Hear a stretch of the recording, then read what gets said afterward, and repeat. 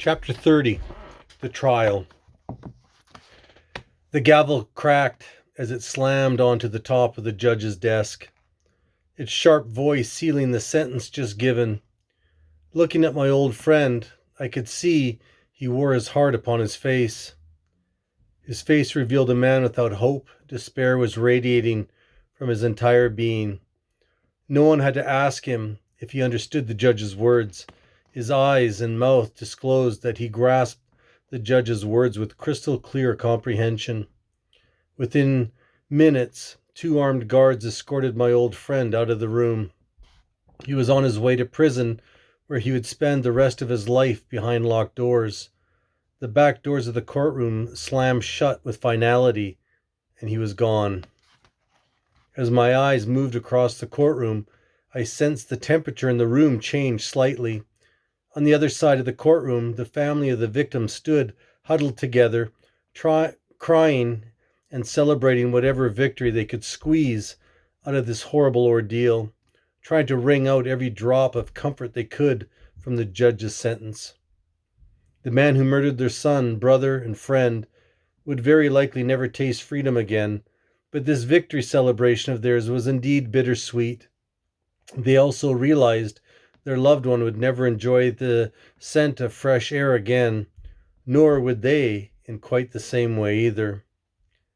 The murderer's imprisonment could never bring their boy back to them. Their faces wore the pain and torment of the trial upon them.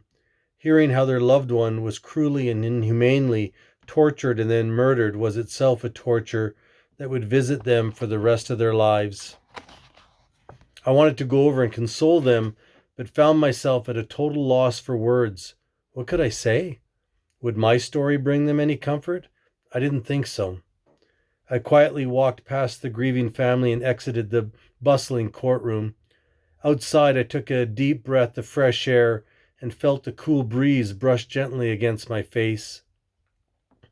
Walking back to the car, my heart instinctively lifted a prayer to Jesus, thanking him for saving my soul, thanking him for changing my heart so that my future was very different from the 2 men whose lives were interlocked in the courtroom that I had just left.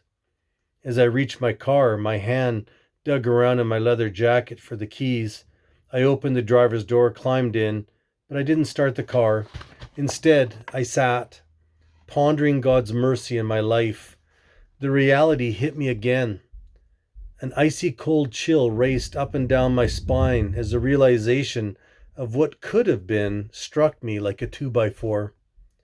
Stryker and I had stolen from the same man, with only several months separating the times of our crimes.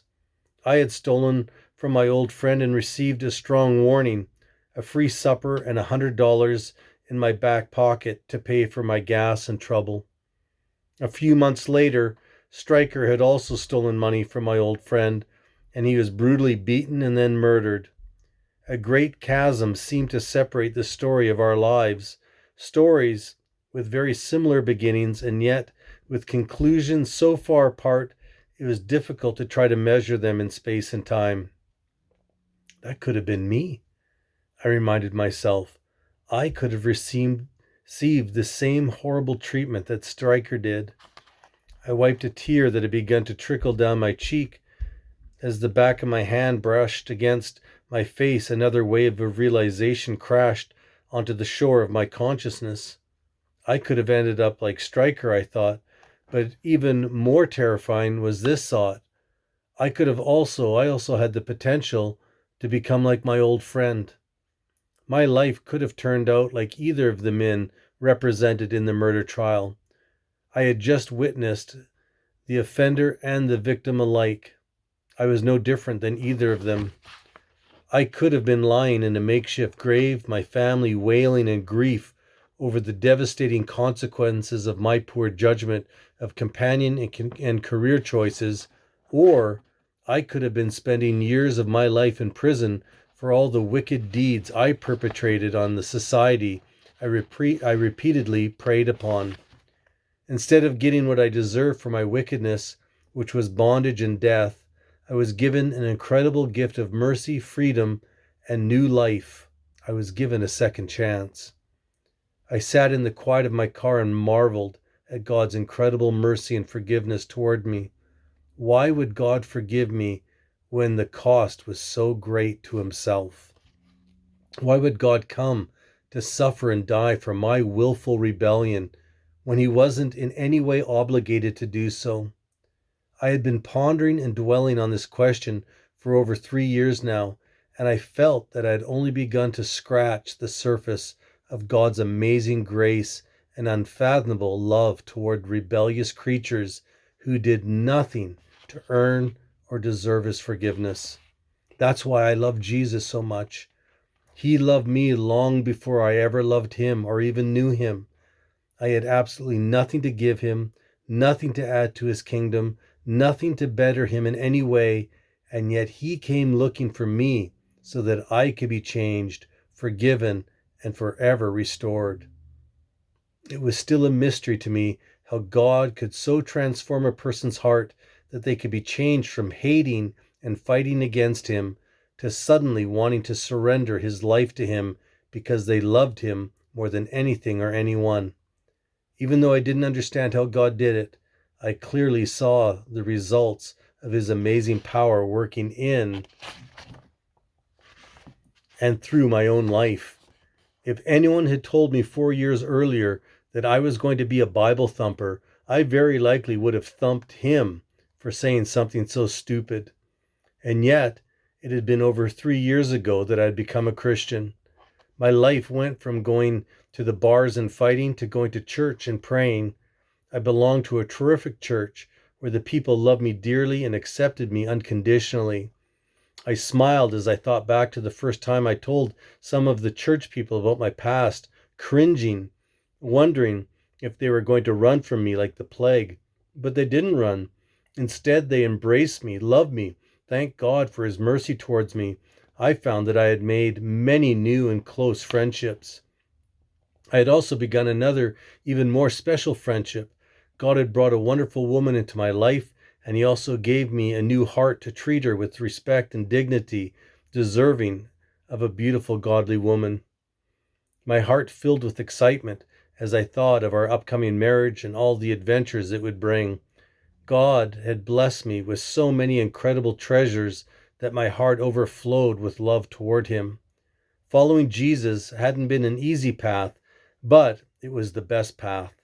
I looked like the same guy who 3 years ago lived a life of crime, loved to wallow in wickedness and evil of every shape and size, but now I was different. If I wasn't living in my own skin, seeing the transformation of my life through my own eyes, then I think I too would be like everyone else who knew me. They were a little freaked out at how a violent, criminal-minded bouncer overnight became a Jesus freak. I laughed out loud as I remembered the words of one man's interpretation of what happened to me. He told me that I had simply reached a low point in my life and grabbed the closest crutch available. I told him I could have chosen a much easier crutch than Jesus. In a world where everyone has a crutch, whether it's your job title, your liquor bottle, your self-help book, your latest antidepressant prescription, or any number of other religions, why would I choose a crutch that demanded I give up my entire life for it? I had no problem admitting I needed a crutch. When you are morally and spiritually crippled, then you need a crutch. But only one crutch, proclaimed to be God, died for my sins and rose on the third day, conquering death. That's why I followed Jesus, because he was the only way, the only truth, and the only life. I started my car and began to head for home, a couple hours drive. I maneuvered my little car through the big city's rush hour traffic and soon was on the highway. It was the same highway I traveled almost 4 years earlier, the night I could have been killed for my wicked and foolish ways. Driving down the highway, I had to laugh to myself. God must have a sense of humor. He takes criminals, changes them, and makes them into poster boys for Jesus. In the last 2 years, I had traveled to Eastern Europe, Argentina, and the US telling people about what Jesus had done in my life. I'm sure that many people I used to know thought I would end up in prison, and now they were proven to be right. I now voluntarily went into the jails and told the inmates, young and old, about the God who could truly set them free. Jesus had given me a new purpose in life and had forever changed the direction of my future. Of course, there was talk that what had happened in my life would not last. Eventually, it was predicted that I would go back to my old ways. God promised that His work in me would overcome all opposition and that I would never be the same again. But others doubted this was going to be true. I decided that only time would show them.